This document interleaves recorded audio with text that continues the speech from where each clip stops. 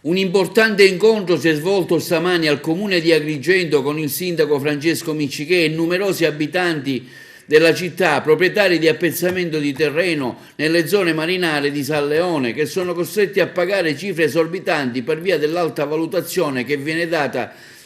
ai terreni trasformati dal comune da agricoli inedificabili, sulla carta, ma che di fatto non si può costruire nulla, sia per la crisi che incombe da diversi anni, per gli indici di edificabilità che ne impediscono la realizzazione e una serie di altre normative tecnico-urbanistiche. All'incontro ha partecipato anche un ingegnere di Catania, Paolo Di Loreto, chiamato direttamente dal sindaco, che ha dato delle valutazioni tecniche su come e cosa fare per edificare. Presente pure il ragioniere capo del comune di Agrigento, dottore Mantione. In questi giorni stanno arrivando anche le notifiche di cartelle esattoriali risalenti agli anni precedenti, ma che difficilmente la gente potrà pagare, in quanto troppo esose, nella speranza che si possa trovare una soluzione immediata e fattiva per una sospensione e una rimodulazione delle tariffe IMU, che al momento sono equiparate più ai terreni di Dubai che alla nostra realtà. Voglio anticipare che mi sembra che dal 2011 tutto è fermo e oggi forse per la prima volta questa amministrazione comunale si sta prendendo a cuore veramente delle problematiche dei nostri cittadini che hanno terreni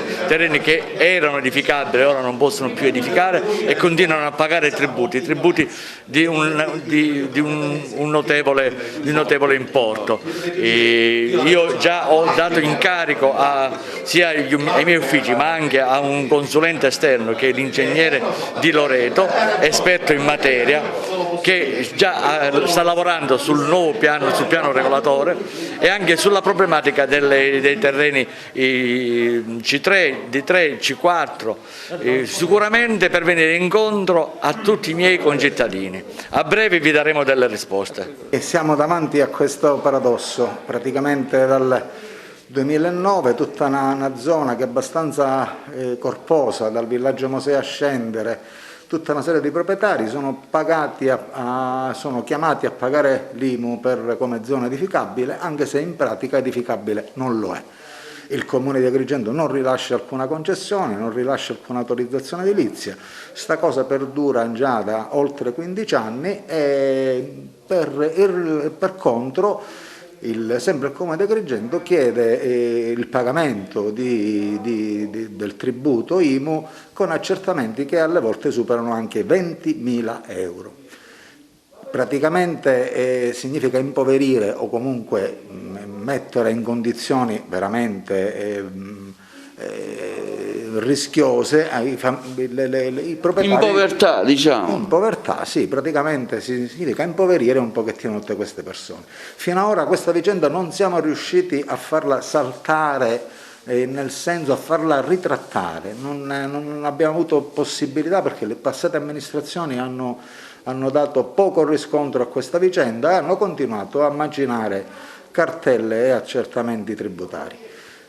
Questa amministrazione almeno ha messo un attimo un orecchio più attento. Mi pare che in pratica ancora non si smuove niente, questo è un problema burocratico, però vedremo di dare più forza a questa interpretazione o comunque questa condivisione con la parte politica per vedere di risolvere questo problema, che in ogni caso non è più tollerabile, a tutti i livelli non è più tollerabile, perché significa per 10 anni o 15 anni come possiamo fare i conti,